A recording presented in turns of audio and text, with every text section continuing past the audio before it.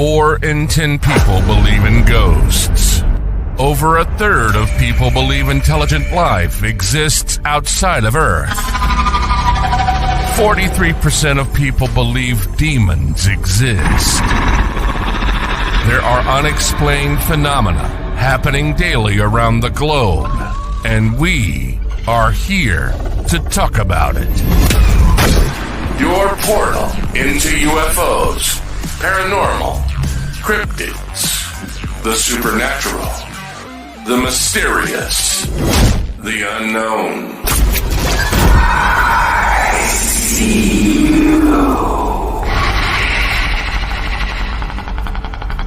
This is Beyond the Radar, and this is your host, Humanoid Tom Conway.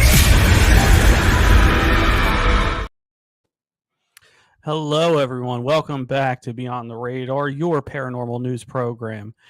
We are broadcasting live on the United Public Radio Network and the UFO Paranormal Radio Network, 105.3 FM on the Gulf Coast and 107.7 FM in New Orleans.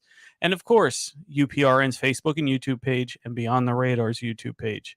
And now you can check us out on Roku TV. So please tune us in, and you get to watch me, co-host Cassandra back here, talk about UFOs for an hour every Thursday. Check out our archives there as well, or subscribe to Beyond the Radar's podcast on Spotify for past shows. And today we have another wonderful episode. I told you all last week what we wanted to do. We're going to kick off a Summer of Species. Well, we actually kicked it off last week with the Greys, but everybody knows about the Greys. So, I want to get into more of the lesser known ones. Today we have the Anunnaki, which people generally, you might know about, you might not, but it's certainly less common than the Greys. Hey Nikki, how are you doing? Certainly less common than the Greys, but some people might learn something. I've studied them for years, and I still continue to learn things.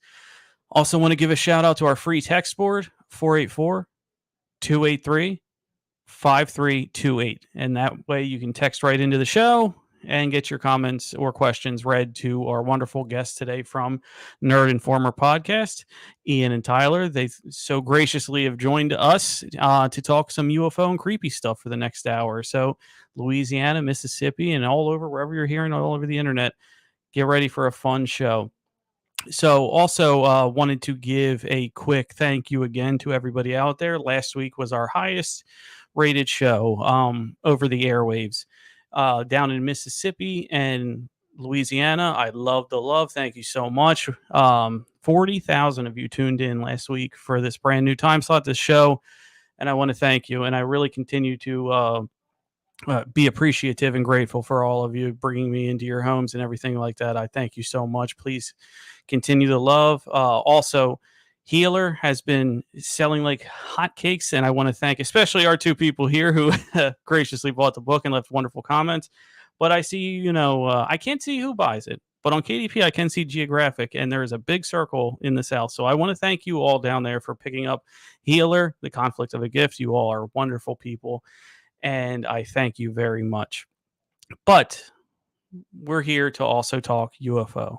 I can be sappy all I want, but damn well, America, we want to talk about weird shit. So that's what we're going to do here. And so what we're going to do, I'm going to bring on the two co-hosts of Nerd Informer, Tyler and Ian, and have them talk a little bit about the show.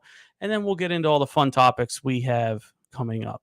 So without further ado, I'm going to bring on Tyler and Ian. Hello, gentlemen. How are you? Hey, Tom, how you doing? Good. Long time no see, right? Right. Oh, yeah. Yeah, and for people who don't know, I was just on Nerd Informer with these two, so please check out their podcast. Please check out myself on there, and all of the other episodes that they have. Wonderful people, very insightful.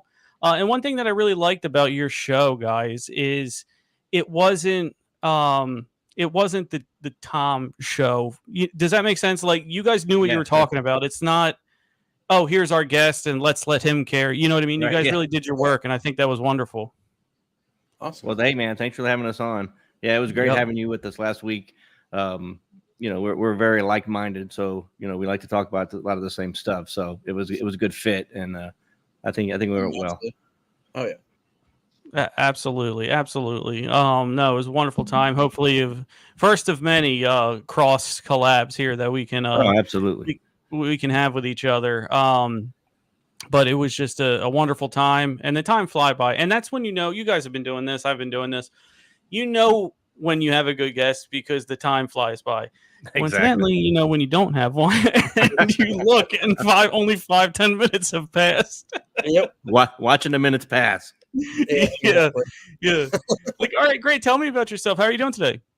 Doing great, man. Again, thanks.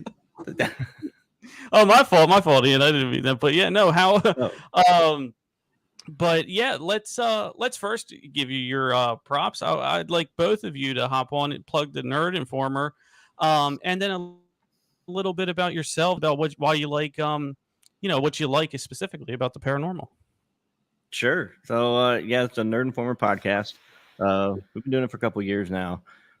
We kind of deep dive into kind of the same stuff you guys do. You do the normal and the UFO stuff and a lot of conspiracy theory stuff.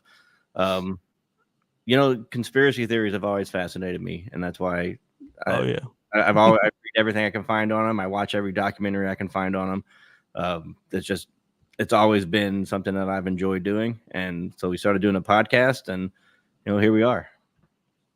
It's pretty much snowballed. I mean, we first started off going to Comic-Cons, and we go to a lot of Comic-Cons. We're like DC, Tampa, Orlando, and we just have a love for that stuff. So it just kind of went hand in hand with our podcast, with what we talk about, reviewing movies from time to time, and then it moves to UFOs and conspiracies, which we typically talk about a lot now. So. Yes, absolutely. We love that. And you're going to get maybe you'll get a lot of text questions or comment questions about conspiracy and things like that, because that's what we do. That's what we talk about. We question everything. We talk about everything, beyond the radar, right? So, Nikki's chiming in. I've been to a Star Trek convention once. Pretty cool. I actually haven't been to a Star Trek one. I've always wanted to go to one. I've just never made it. Okay. Well, do you lean more to Trek or Star Wars? Star Wars for me. Yeah, I'm kind of an old school Star Trek guy. Okay. All right. You're pound for pound. No, I'm kidding. Oh, the beards will be commenting. I'm just waiting for a comment to come in here about that now. They're coming. Hold on. Yeah, they're coming. They're coming. That's right. LA. Yeah. Nicole is our California contingency, holding us down out that way. Nice. So not in the South, but still doing the damn thing. And also a very great contributor to BeyondTheRadarNews.com. A little plug for the website. She shares her experiences, her videos, her pictures with the website, and I put them on a map so everyone can see. So, she's certainly pinpointing all up and down California with her thing. And yeah, absolutely. You're welcome. We interact with our show here, people. We interact with everybody, and that's what we want to do. But but they also want to hear us talk about crazy and cool things too. So that's what we do. I'm ready for that. I was kicking. Let's start with a couple of new evidences. Okay, let's start with a couple of new things, and I'll play them, and I want to get your take on them. Now, I'm not an expert on them. I've only seen them maybe once or twice before you. So this is when I knew, I mean, 30 this previous afternoon that this stuff came up. So the first one, and this one is from Hoboken, New Jersey, and it's a guy, and this could be a pitch for Windex to be first. You know what I mean? First, pitch for Windex, because this guy needs to clean his window. Can you guys see that? I can, yeah. For the most part, yeah. Okay. So let me get. Okay, yeah, at the top left.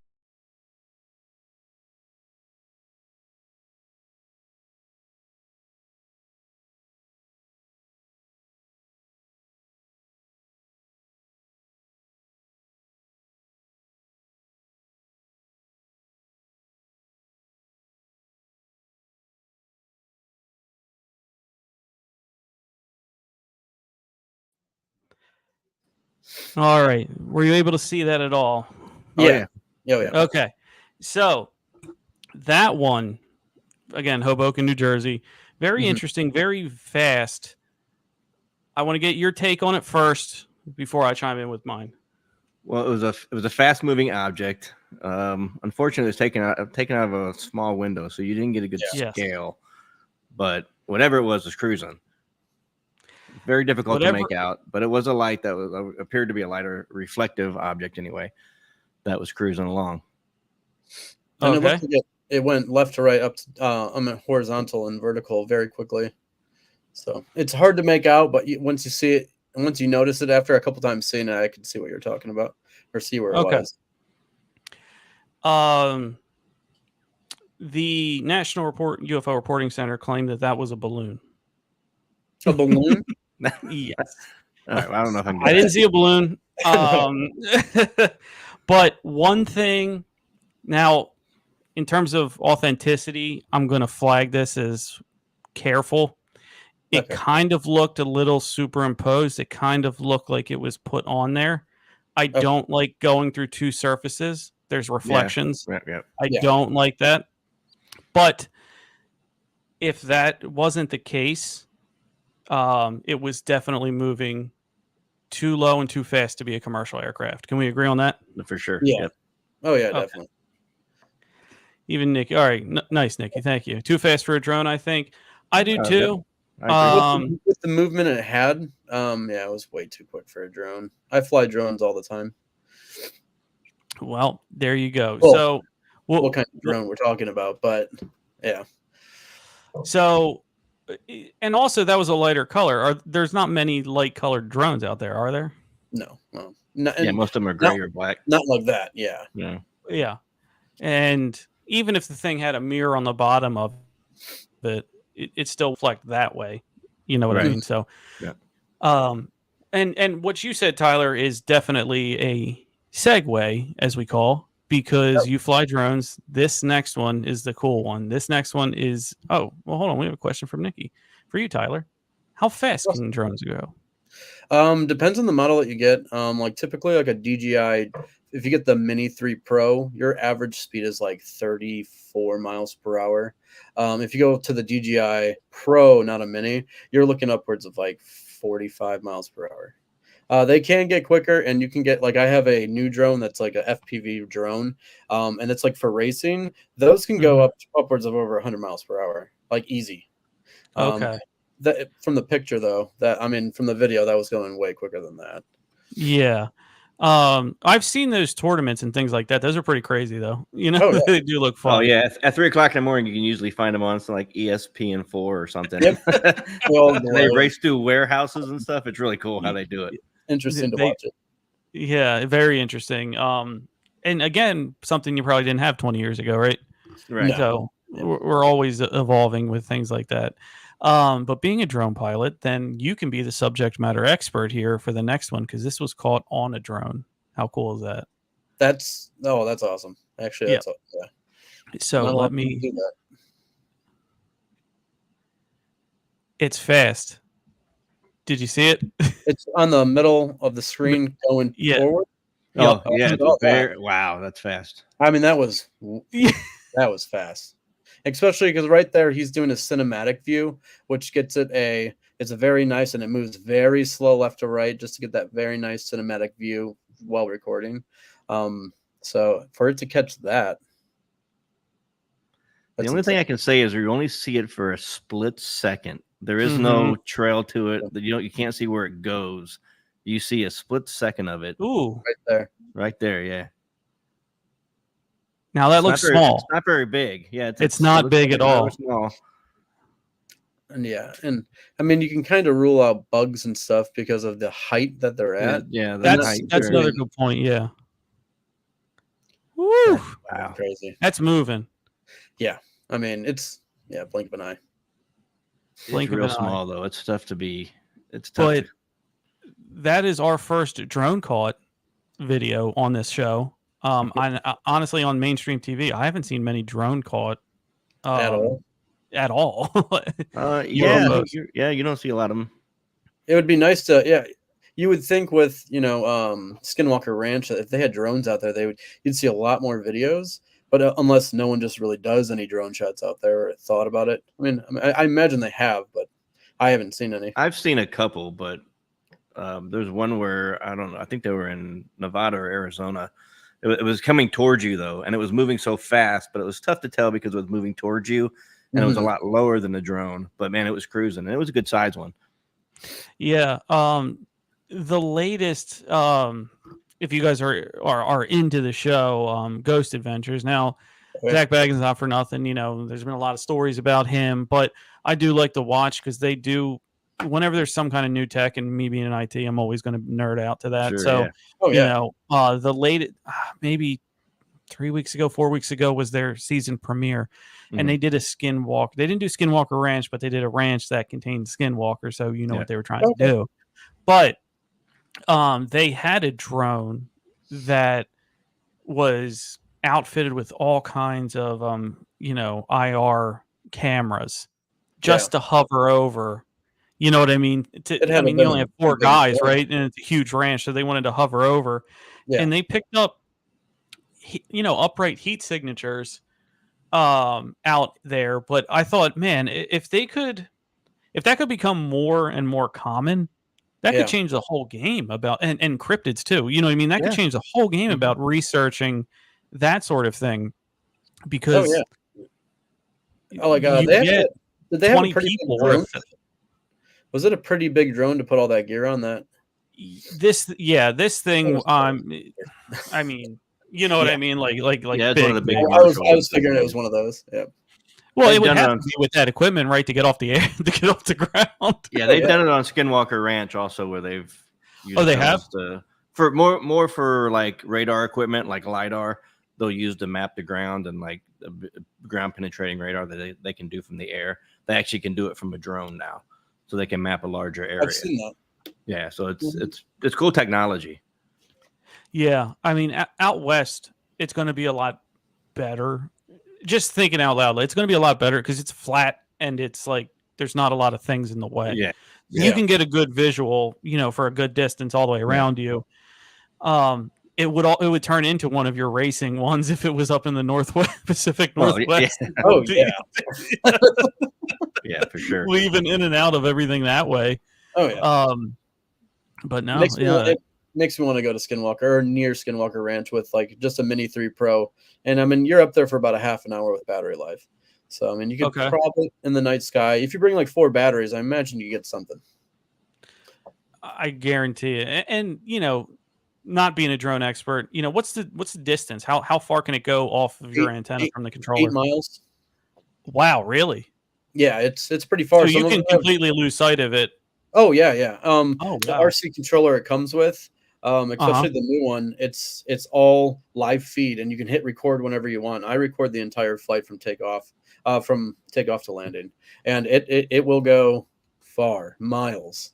Yeah, and the really cool thing about those, I don't know about the area, considering a lot of electronics might fail out there, but when it senses that your battery's too low, the drone itself will calculate how far it's going to take back to get to you, and will do it itself. You don't have to control it. It'll land right where it took off. So there's a lot of safety precautions on those. Yeah, the homing feature will take over, and it'll return home. And it will know how much power to put to those propellers to make sure it gets back to you. So it's actually pretty cool. See, that's a good use of AI. Yeah. Instead of, hey, write me a book. Yeah, exactly. Yeah, you guys are authors too, and that was an inside joke for all of you people listening. We talked about it last time, but for anyone who hasn't done it yet, and you write a book, it does ask you when you're publishing how much of this book was written by AI. So they put that there for a reason, guys. It's because people kept doing it and doing it. I can imagine you could easily just make a business out of that. I mean, easily. I mean, with AI now, absolutely. Could they not sue you for that? It's not a company. It's more you get into grabbed a quote and didn't cite it. Okay, I could see that.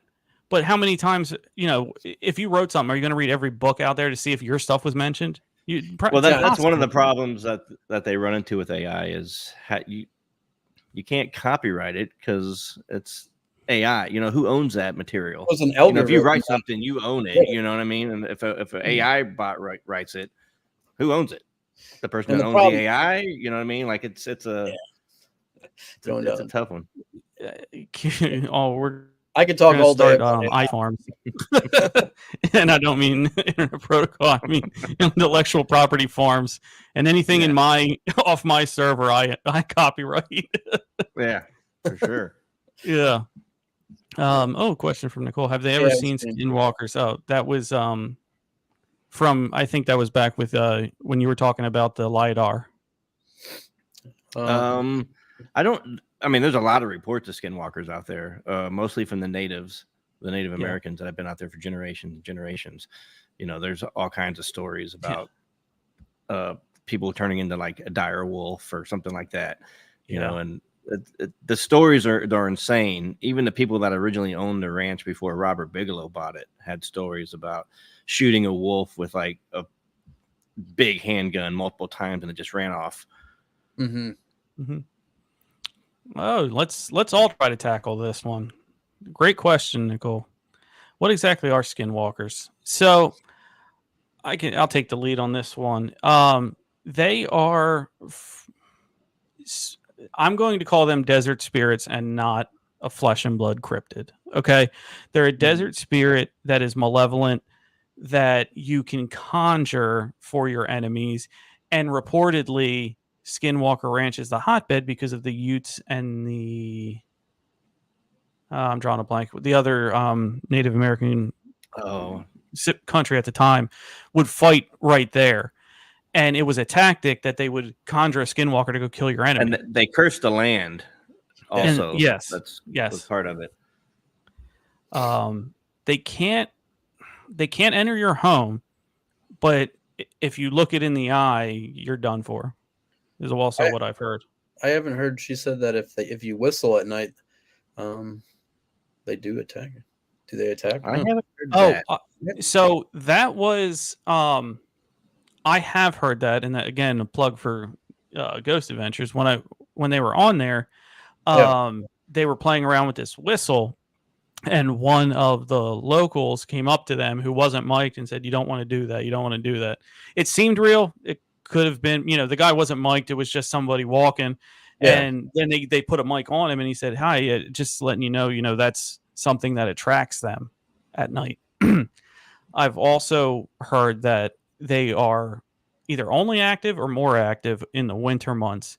Okay. So that's when a lot of but out in the desert, what is winter? It's not like winter. You know what I mean? It's pretty much the same. So it's more about the months that it's not that there's snow or anything, but they're supposedly 8 to 10 feet tall. Typically, most often you see them with like a deer skeleton on their head. They are humanoid, not fully human. And forgive me, but I don't remember if they were based off the lore of a human rejecting humanity by becoming cannibal. That's what they turned into at first. That might be a Wendigo. I'm not sure. I think it's a Wendigo. Okay, so then and that's Wendigo, which is sort of similar, but that was more of a human that became a cannibal, basically, and then they lost their humanity according to the ancient, native lore that way. Yeah. The wolf is something that they turn into a lot. They see a lot of. There's reports of people driving down the road, at whatever speed, and they'll see a wolf running right beside them, and all of a sudden the wolf will just almost stand up on its back legs and kind of disappear into nothing. And that's near Skinwalker Ranch, right? There's been reports near Skinwalker, around the ranch there. Yeah. But wolves are a big thing. They see a lot. They see a lot of wolves. They have some. It was what's his name? Jack Osborne does a show about. Yeah. Well, they do UFOs, but he was talking about seeing a skinwalker, and they saw somebody walking in the distance with night vision. Once they got to the top of the hill, it kind of crouched down into like a canine type form, took off running, and disappeared into the night. So they actually had video of it, and the video was actually kind of convincing. Like it seemed pretty legit. I actually like the show. It's decent. Yeah, he does have he actually has multiples, doesn't he? He has multiple shows, yeah. Yeah. He does a lot with his family, and that's really funny. Yeah, that is funny. That is funny. Yeah, I caught a binge of that one time, and it was pretty hilarious to watch. Yeah, I get sucked into it. Yeah, but they do recycle a lot of clips from the other shows that they have on there. Sure. And I guess there's only so many you can get. You know what I mean? I guess that's about it. But it was definitely a funny show. But they had one where it was more of documentary style, where they're out. You know what I mean? And there's a UFO one, and I want to get my hands on one of the laser pointers they had that can go all the way up into the sky. Yeah, that's crazy. Yeah, they go for like 2 miles or something. I think they can get them 2 or 3 miles up. Yeah. First time you do it, you get caught by a helicopter. Yeah. Yeah. Come find you. Yeah. Yeah. I mean, we already are going to have them on our back anyway if we go do this Skinwalker thing right outside of Skinwalker Ranch. Oh, yeah. We got the drone. Might as well get that. Get a lantern. Get a missile for all we care. I don't care. Whatever we can. They're coming either way for us, so it don't matter. Yeah. Yeah, we can say hi to our own NSA guy. Hello. There we go. We'll be out there. They can bring us sandwiches on the way out to arrest us. Yeah, why not? We'll rent one of those really expensive like porta potties that have air conditioning. That you see at we have our own guy in there handing. We'll make a whole little city out there. Yeah. This is how we do Tent City. That's it. That's how we do it. Exactly. Yeah. And then we don't wake up because some kind of scorpion or snake bites us in the Yeah, exactly. Oh yeah. I shouldn't talk. I'm on air down in the South where everything outside of your house can kill you. Oh yeah. Oh, not only will, it actually wants to, most of it. Yeah. They literally lick their lips. Yep. Our scent is wonderful to them. So great talking about that. We're gonna do a little break here. And then we'll get into the Anunnaki and keep it going with Nerd Informer. So stay tuned, everyone. We'll be back in a few minutes.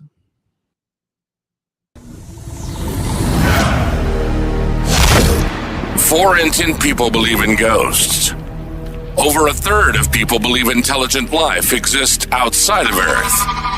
43% of you believe demons exist. We invite you to Beyond the Radar, your paranormal news show. If it's unexplained phenomena happening daily around the globe, we're talking about it.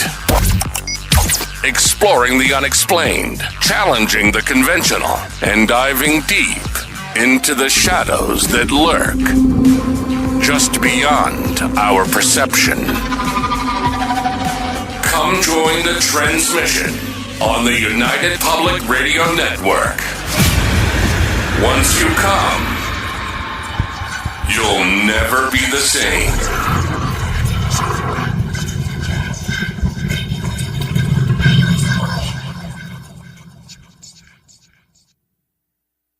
Meet Daniel Knight, a psychologist with an extraordinary gift to absorb and heal the deepest wounds of the mind. In the heart of a chilling investigation, every secret unraveled binds him closer to darkness. But as he delves into the psyche of a killer, his own demons emerge. Caught in a battle within and against an evil that seeks to exploit his powers, where the line between savior and victim blurs. Dare to heal the wounds of the mind. Healer. Read it today. Do you want to reach millions with your product or service? Are you looking to connect with a diverse, intelligent, and engaged audience? Then look no further. Beyond the Radar Radio Show is your golden ticket to achieving just that. Listeners are curious, open-minded, and always eager to learn. They value quality, authenticity, and innovation, just like your brand. With Beyond the Radar, your advertisement will be heard by millions of dedicated listeners. Our show covers a wide range of topics, attracting a diverse audience that could be your next loyal customers. So why wait? Take your brand to Beyond the Radar and into the hearts and minds of millions. Advertise with us. Let's explore the extraordinary together. Beyond the Radar Radio Show, where your brand meets a world of curious minds. Contact us today for advertising opportunities at www.beyondtheradarnews.com and fill out our contact form. We hope to talk to you soon. Samantha survives a tragic accident thanks to Lucian, an enigmatic being. Her newfound abilities catch the attention of a secretive government agency. Drawn to Lucian despite the danger, Samantha is unaware of his true identity.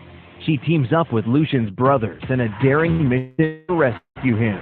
Accused unfairly, Lucian seeks refuge on his distant homeworld. Can Samantha prove Lucian's innocence and save their forbidden love? From the Sky by J.E. Nicasio. Available now. Get your copy on Amazon and BNN. Have you ever looked up at the night sky and wondered what lies beyond? Have you ever felt a sense of curiosity about mysterious lights darting across the sky? If so, my UFO 101 Unveiling the Unknown course is just for you. This course is a comprehensive introduction into the fascinating world of unidentified flying objects and extraterrestrial life. It is designed for beginners, so no prior knowledge is required. I am your instructor, Tom. I am an author, podcast host, and seasoned researcher in the field ready to debunk common myths and misconceptions. So are you ready to embark on an exciting journey to unravel the secrets of the universe? Join us at UFO 101 Unveiling the Unknown, and let's explore the unknown together. Don't let this free opportunity fly away. Enroll now and start your journey into the intriguing world of UFOs and extraterrestrial life.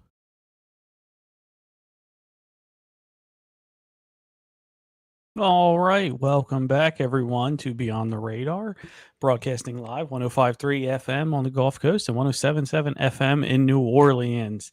Nice little reset for us both here before we talk to the or get into the Anunnaki with our Summer of Species 2024 LFG. Everyone, let's go America. Let's check the text board first, huh? We got some. Where Brian from Ohio? What's up, Brian? Where can I find that drone UFO video? Oh, so the drone UFO video is from, if you go to NUFORC,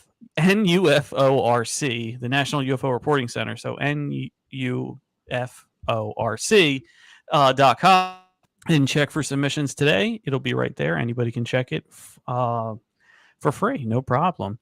And I guess this goes back to our little introduction. Betty from Louisiana. Betty, thank you. In Louisiana, 107.7 FM in New Orleans. What conspiracy are you two, on now? What are you guys on right now, conspiracy-wise? One of our favorite ones that we look into is the Denver airport. Yes, we love the Denver airport. We get on that, and we get on a roll. There's so many cool things about it that it's pretty crazy when you look into it. Especially when they first started building it. It was so weird seeing everything that they were putting into it, and especially those huge tunnels they had. And it's just, everyone says when they visit there, it's just dark and ominous. It's a different place, man. Yeah. Yeah, the paintings say a lot, and very dark. They're billions of dollars over budget. There's more to there's more to that than they're telling you. Yeah, it takes some brass ones to funnel money at an airport. Not a little bit of money. We're talking about billions of dollars. Billions. Yeah. I mean, you could build a whole new mountain range for that over there. Yeah. Oh yeah. I think the number somewhere around $4 billion is what they were over. Have you been there? Have you flown in there before?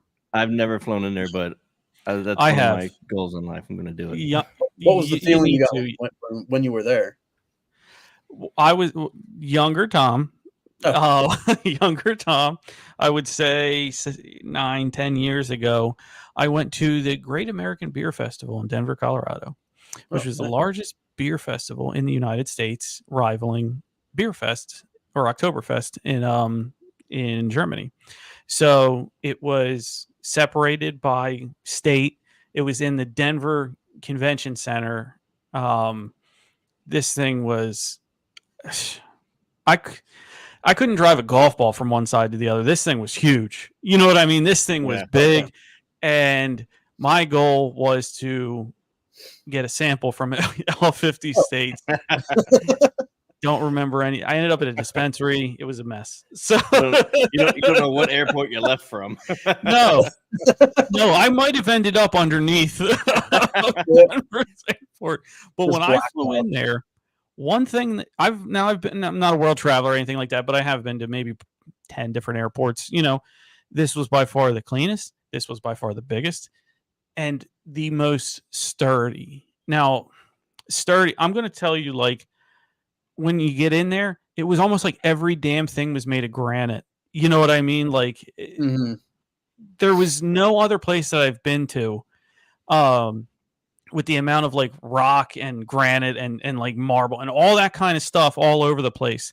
And then I can vouch for the art because even like there's designs on like the most tiny tiling everywhere. And half of it is demonic or pulling off the the look of being demonic.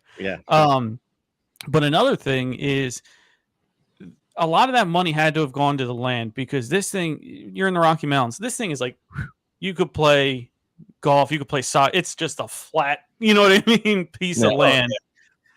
And there's something underneath of it. Yeah, when you talk about they do have a ton of tunnels. I know that for a fact. That kind of leads credence to the fact that there might be something more under it. Well, money doesn't lie. Right. Yeah.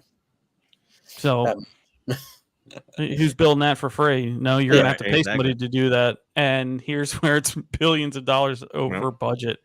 Another thing when I was out there was they were trying to build this specific rail, like light rail system, because the Denver airport, and anybody who's not there, save up for your taxi when you get there, because the Denver airport's 23 miles outside of the city.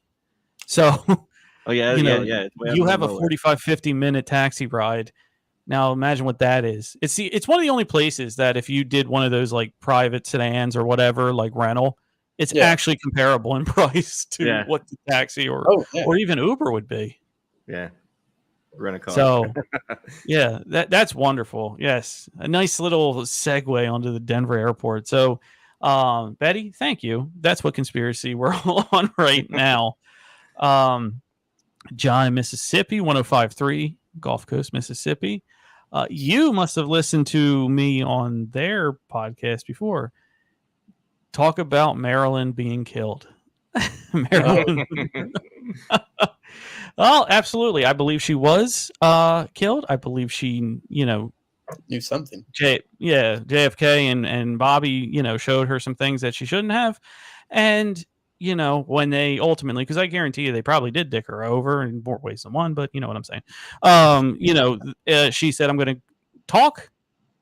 And they said, no, you're not. I don't believe they knew that they were going to kill her. I do believe in plausible deniability. I believe that goes on. I don't think JFK wanted to do it.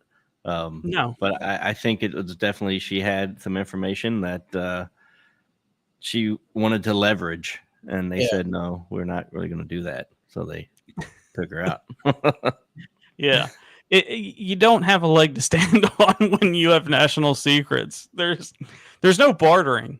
There's not. Yep. We're just going to make you go away. Yeah, I mean, if you, depending on your views on the JFK assassination, I mean, it all kind of makes sense. That it does. Absolutely. So, all right, let's get into the Anunnaki, everybody. How's that sound? So, great. Well, let me start, Tyler. Do you have any previous knowledge of the Anunnaki or any, about their race and everything? Just bits and pieces from documentaries that I watch and some things that I read. So okay. I have a good understanding of it. Excellent. So I've done some deep dives, so I have some ideas. So you're all the way into Nibiru, and you're all the way into Nibiru as in planet X. Yes, Planet X, Nibiru, who's supposedly within our solar system every 31,000 years or so, 36,000 years maybe, something like that. And they supposedly came here for gold. That's what the whole thing started. That's how you all started. Their planet was close to ours, or close enough to ours that they could make this voyage safely. They were running out of gold because they know how to, being a more advanced civilization, they know how to use it to conduct electricity. And so when they were running out of it, Earth had a ton of gold, especially, I mean, we have a ton of gold now. So think back then when nobody was grabbing it, you know what I mean? Yeah. And they were, it was very hard on them. Here's one theory. It was very hard on them to grab it. It was very hard on them to mine it. Yeah. Now different pieces that you read are different. You're never going to get the full story. This was, years and years and years ago. But one of the texts, and this could be the Book of Enoch, which is a forbidden book of the Bible, if you were to believe and go that route. There was a slave uprising. So they're slaves who were supposed to be mining the gold here, said, I'm not doing this. You know what I mean? For whatever reason. And instead of forcing them back, the Anunnaki thought, let's just make another slave race. And I think you know where I'm going to go with this. Being the most evolved primate on the planet at the time was Homo erectus, I believe. And they thought, well, this is already here on the planet. The Anunnaki should have said this first. The Anunnaki were giants. They were much, much bigger than us, somewhere around 12 to 15 feet. I've read 20 somewhere too, but they were bigger than us. When you're mining, you need to be short. You need to be small, compact. You need to get into, mining crevices and things like that. So there was a theory that the Anunnaki used their DNA with the Homo erectus DNA and created us to do the mining. When the mining, I could see it's plausible that they would do that, just make it easier on themselves for us collecting for them. Well, for whatever reason, exactly. It's not crazy to think. I've heard other crazier scenarios, but theirs was when they were done and they were packed up and they got everything that they needed, and Nibiru was going back out. You know what I mean? Like it was going back out of orbit, and they had to leave. They left us and some hybrids, some that were Anunnaki and had mated with the new human, Homo sapiens, and created giants or Nephilim, like some people believe. And when they created them, that they were supposed to roll over this planet, and if anything happened, they would come back. Well, some were thinking that there was another uprising. Also, some people believe there was a flood, which at that time still sounds plausible with religion, and every major religion has a flood theory in it. That drowned them out. And because us, human beings were more adapted to live on this planet because we were bred specifically to do that. Yeah. We lived, and here we are many, many years later. So, long story short, what do you think of that theory? Strengths, weaknesses, what do you got?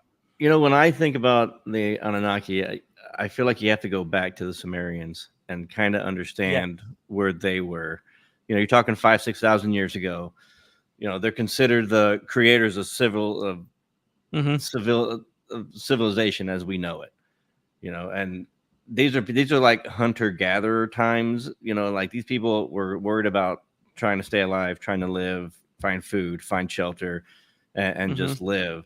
And when you look back at things like the Epic of Gilgamesh, which is some of the oldest versions of stories, and you can even find some of it in the Bible, and there's also other stories that the gold thing where the Anunnaki may have damaged their planet, and they used gold as they figured out a way to put gold in their atmosphere to secure to stabilize their planet.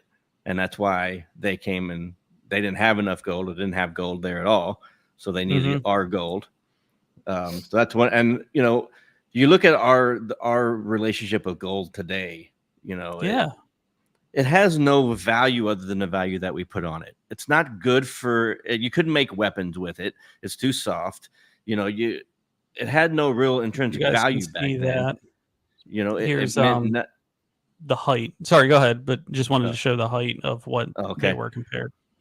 So gold really meant nothing other than, so why all of a sudden did it come to be so important? So that kind of leans a little bit to maybe okay, well, maybe that story might be plausible at least. Very true. I just want to know if they needed it to like rebuild their atmosphere, the gold. Like, what was the process that would take place to rebuild their atmosphere, whatever they're doing with the gold, as it's more important to them than it ever is to us? Well, it was now. gold dust. It was supposed to be gold dust. So somehow they Okay. ground it down into dust, and however they applied it and made it work for them. That's just one of the stories, you know. And as you go through like the ancient Sumerian story, and you know, like Zechariah Sitchin's laid out so much of the information that they found from like the Epic of Gilgamesh and all those stories and stuff. And he really made it to where people could really start understanding some of the writings from back then, because it's really you know, there's only a few people in the world that can really understand and read that kind of stuff.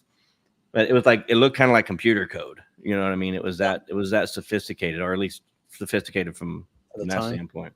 You know, they had to have Rosetta Stone or something way to you got to be able to teach it, you got to be able to you know, and they believe that the Anunnaki was a big part of that, and that's where they got the language. It came out of nowhere, you know, that language came out of nowhere very quickly, you know, and that also lends to maybe there were people helping them, and maybe those people were the Anunnaki. Yeah, there's it went from pretty much nothing to all of a sudden something so fast. Just how it moved forward. But yeah, it's really odd. We, you know, we're trying to get there through the evolution method, through that line of thinking, and some have said, you know, our brains developed rapidly because we started eating meat and protein to help our brains, and that's sure. If anything has changed, I'm not totally up on it. If anything's changed, it could have changed in the last few years, but the last that I knew about it was what they were saying. However, people studying DNA are saying there was a great injector period. Something happened in this time. If you look at all the bones we dig up, this DNA and then our DNA, it's too fast for what evolution could have done. Sure. And you know, I'm gonna at this point let the people who, you know what they're talking about talk about it. And if that's what they're talking about, then now it's okay for us to talk about. You know what I mean? But you know, if they're putting that out there with all of their degrees and everything, what are we? You know, who am I to say that wasn't right? Yeah. You know? No, they're not coming out and saying a UFO species injected their DNA with ours, but they're saying something happened. And, you know, when you mentioned in the Sumerians, it wasn't just them that have sort of Anunnaki lore, you know, Akkadians, Babylonians, you know, Assyrians. There's mentions of them in the Bible. In the Bible. They call them Akan, I think it is. Yeah. And pretty much in every... was supposed to be the great lord. Pretty much in every text anywhere, there's mention of them or some version of them, so everybody believed it. You know what I mean? It was definitely part of something. And these are people that, you know, they just wanted to survive, so how would they have time to just sit down and make all this stuff up? You know what I mean? They were trying to make it to the next meal. You know what I mean? Like, so you get this new technology, you know, you talk about technology of the pyramids and whether they could be power sources and, you know, all these different things. That, you know, there's a good argument that came from somewhere. Yeah. If they used gold and gold dust as a mineral that conducted electricity, it's not too far off from some of the things that we use now. No, we're not conducting electricity, but we still use elements and minerals to conduct electricity. And gold is an element. We use we gold just might not know how to use all kinds of electronics. You know, and we always have in our DNA is a fascination with gold. Yeah, you know. Yeah, but that's just it. It's in us. It's inherent in us, and we have this unexplainable fascination with it.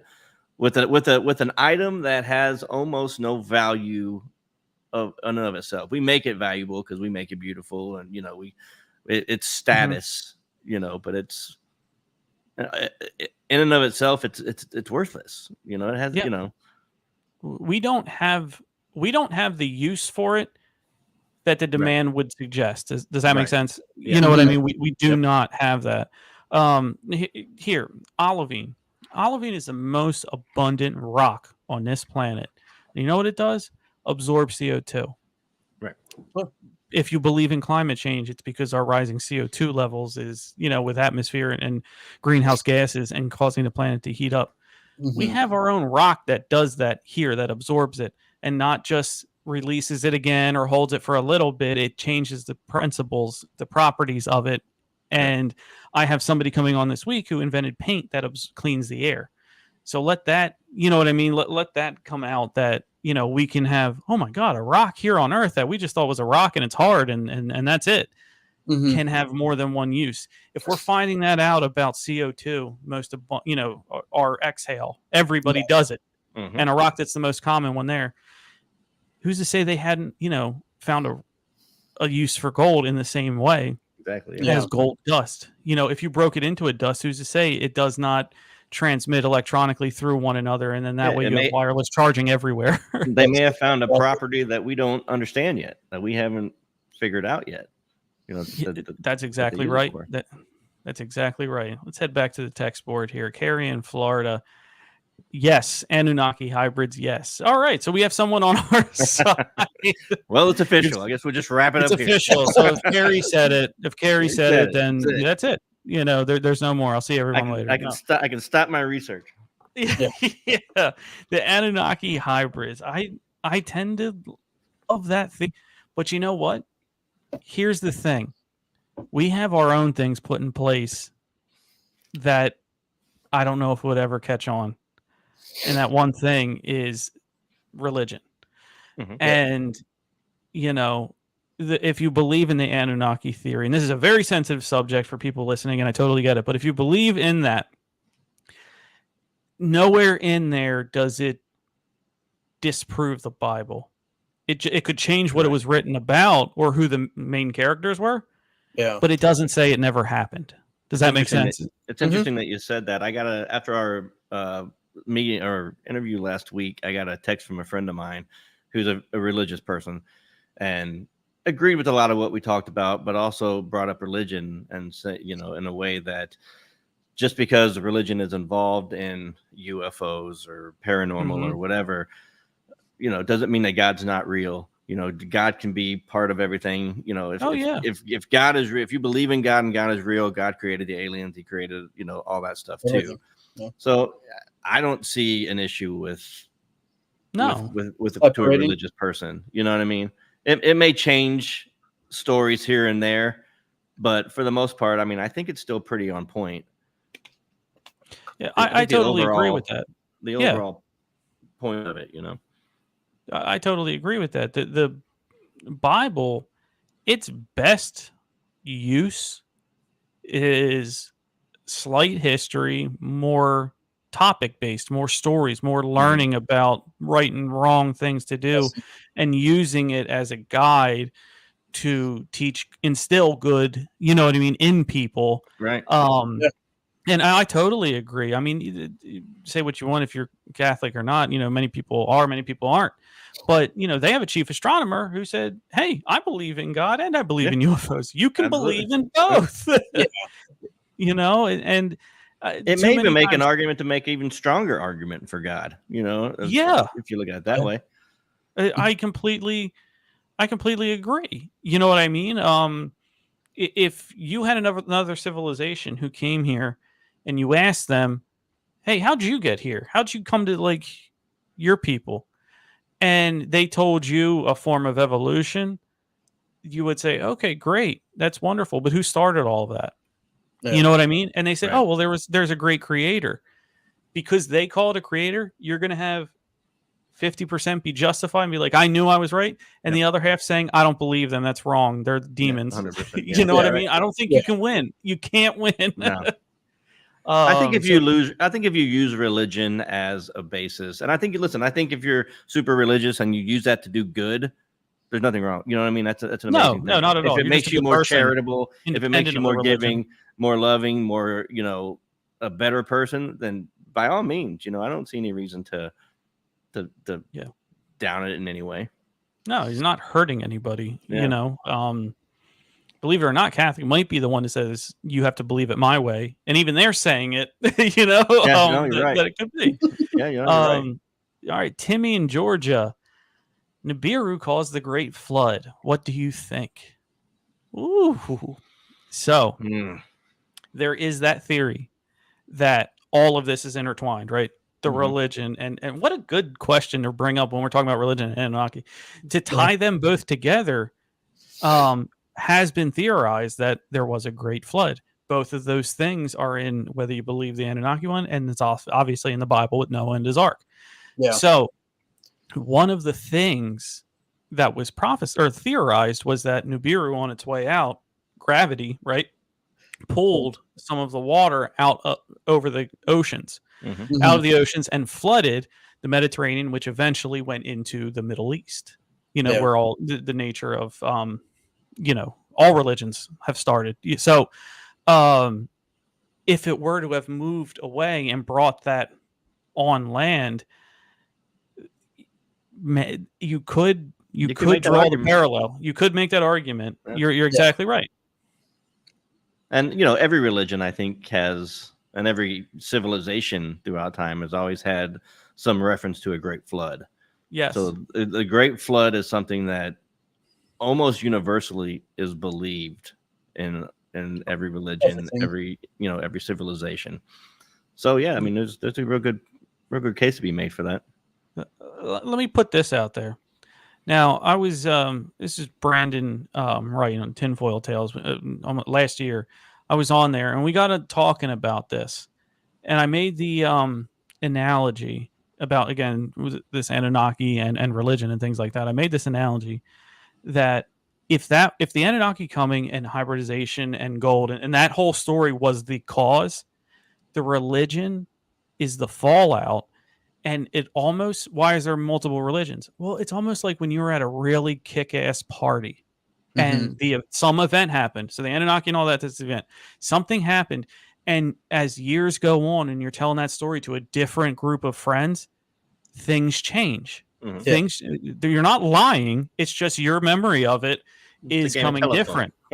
You're telling the same story. That event is the only true story, but you're telling your way about it to different people who are then telling their subjects about it, who are then telling their subjects about it. And here we are 2,000 years later with a few major religions, but a lot of them say the same thing. What do you guys think of that? It's a giant game of telephone. When you were in school, you're right. Yeah. By the time it got to the other side of the room, some of it, the main points were probably right, but there was a lot of things added in and subtracted. So, yeah, it's whoever was telling the story, whatever they wanted to leave out, pretty much to make it better or worse. And even if it's not something that was planned, it just, your memory is what it is. You hear things that you want to hear. Your interpretation is your interpretation. So those things can change from person to person and from civilization to civilization. Yeah. You have the theories of spacemen or ships from the sky written everywhere from the Middle East to Chile, to Mexico, to ancient Aztec, you know what I mean? Mayans, Incas have similar drawings. Chile is tell me what human is getting from the Middle East over there. Chile is huge with UFOs. France, there's stories of they have big lavender fields over there, and there's stories of UFOs landing in the lavender fields, and you actually see beings harvesting lavender and then getting back on their ship and taking off. Maybe they need to relax. I don't know, but it's a long ride. They need a bath. Hey, listen. Sometimes you got to unwind. They're also picking up some champagne over there, French wine, cheese, all that That's kind of good stuff. The only reason you go to France, I think. It's certainly not. It's not. I don't know if anyone in France is listening, so I'm gonna hold off on that. But you're right. South America is wild. I mean, they're almost all believers. Yeah. And secondly, they don't. And most of them are very religious. That's a very. They religious are. Oh yeah, religious. Yeah. Very religious. And one thing, they don't get the grays, they don't get the boring aliens. They get the insectoids, they get the crashes. You're right. Yep. They get the 3-foot, little guy like Virginia in Brazil, where one guy died because he touched him. Radioactive, or no, that infection that nobody knew how to cure or anything. Right. Poor guy. Yeah, right. I touched an alien, yeah. But that is all for this week, guys. I need you to plug the Nerd Informer and yourselves. Go ahead. The time is yours. Everybody, give them a follow, a like, a listen. They're wonderful people. They'll definitely be back on, and hopefully I'll be back on their show. But right now, go ahead, Ian Tyler. Time's yours. Go ahead. Absolutely. Thanks for having us on. We had a great time. Check out the Nerd Informer podcast. It's pretty much anywhere you get your podcast. We're on YouTube. We have a YouTube channel. That's what we do. It's what we talk about all the time. So whenever you find us, this is what we're doing. Also, check us out on Facebook. We always post funny memes with conspiracies and aliens. So you guys will get a good laugh out of it. All right. Yes. Memes too. You can't have conspiracy without memes. Yeah. It's the chicken without the egg, everyone. Absolutely. Can't have it. That's how we All started. right. We've been broadcasting live on the United Public Radio Network and the UFO Paranormal Radio Network, 105.3 FM on the Gulf Coast to 107.7 FM in New Orleans. We've also been airing live on Roku TV, and you can also catch the archive there. Subscribe to Beyond the Radar's podcast on Spotify for past shows. Thank you all for tuning in this week. Thank you for commenting. Thank you for texting.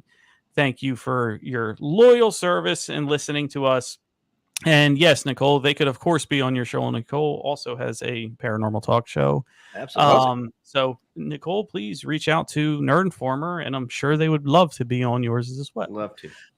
Thank you so much, everyone, and keep it weird, and we'll see you all next week.